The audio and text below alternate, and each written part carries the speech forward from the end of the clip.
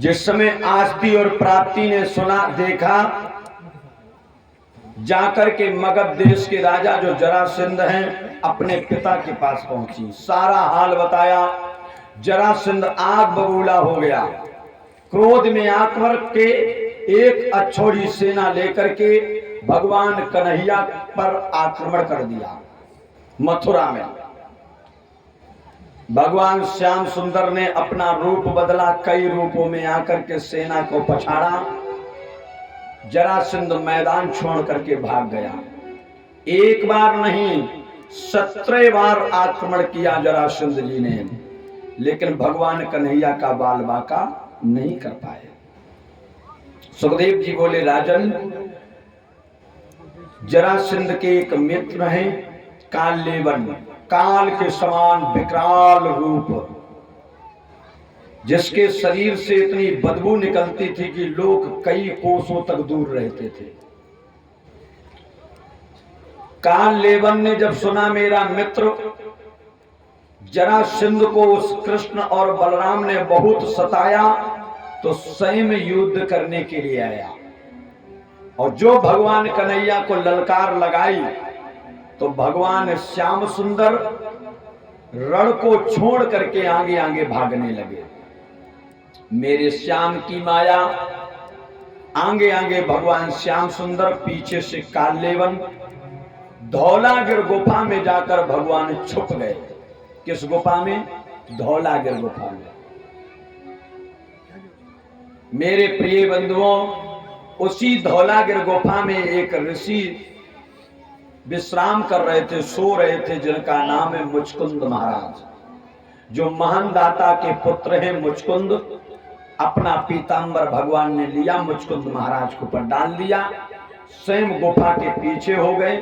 काललेवन आया, उसने ये नहीं समझ पाया इसमें कौन है, दांती को पेश करके ज्यों ही लात मारी और मुचकुंद महाराज की जैसे आंखें खुली, आंखों से तेजी से ज्वाला निकली, काललेवन जल करके राख हो गए। इस जगह भगवान कन्हैया का नाम पड़ा है रणछोड़। बोले रणछोड़ भगवान की। सुखदेव जी बोले, राजन, ये जो मुचकुंद महाराज जी थे, ये धौलागिर गुफा में क्यों सो रहे थे? देवासुर संग्राम में दैत्य और देवताओं का युद्ध हो रहा था। देवता हारने लगे, दैत्य जीतने लगे। उसी समय ब्रह्मा जी के निर्देशानुसार मुचकुंद महाराज जी ने रात दिन 1 महीने युद्ध किया, देवताओं को विजय दिलाई, दैत्यों को हरा दिया। तो सब देवता प्रसन्न हो गए। जवाब दिया, हमसे कुछ मांग लो महाराज। तो मुचकुंद महाराज जी बोले, मैं क्या मांगूंगा? क्यों? क्योंकि मैं इसलिए नहीं मांगूंगा, अगर हमें कुछ देना चाहते हो तो मैंने रात दिन युद्ध किया है, कृपा करके सोने की ऐसी जगह बताओ जहां पर मुझे कोई जगाए ना हो। देवताओं ने धौलागिर गुफा बताई। इसी धौलागिर गुफा में आकर के मुचकुंद महाराज जी सोने लगे। भगवान ने एक काम के लिए एक पंथ 2 काम कर दिए। एक तो काललेवन का उद्धार करवा दिया मुचकुंद जी के द्वारा, दूसरा मुचकुंद महाराज को भी आंखें खुलवा दी, जगवा दिया। बोले सच्चे दरबार की। 17 बार आक्रमण किया है जरासंध ने, भगवान का बाल बांका नहीं कर पाए। भगवान ने विचार किया कि इस प्रकार अगर युद्ध होता रहा तो ना जाने कितने लोग मारे जाएंगे। इसलिए भैया बलराम से जवाब दिया, भैया अब हमें मथुरा में नहीं रुकना चाहिए। विश्वकर्मा जी को आदेश दिया, जाओ समुद्र के टापोट्याप बीच में एक सर्व सोने की द्वारका का निर्माण करवाया जाए। विश्वकर्मा ने आकर के रात ही रात में सर्व सोने की द्वारका का निर्माण किया।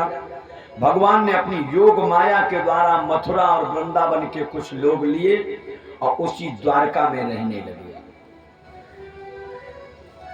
बोलिए द्वारकाधीश भगवान की। अब भगवान श्याम सुंदर कहां रहने लगे? द्वारका में।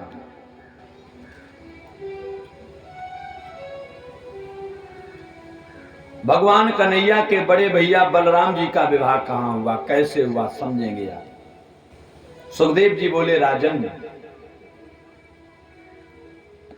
एक बड़े सुंदर राजा हैं,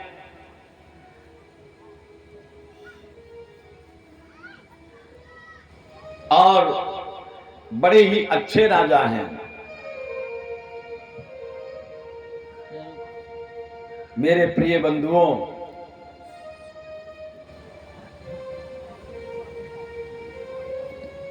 बलराम जी का विवाह भगवान कन्हैया ने बड़े प्रेम के साथ में बड़े सुचारू रूप से संपन्न कराया है। बड़ा आनंद के साथ में अब आगे की कथा आती है।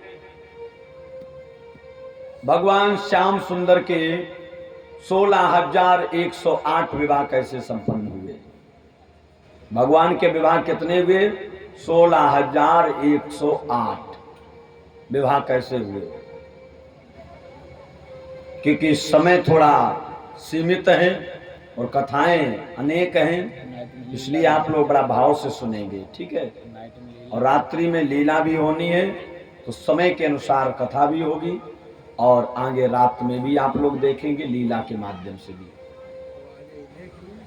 हाँ बाबा जी, हाँ महाराज।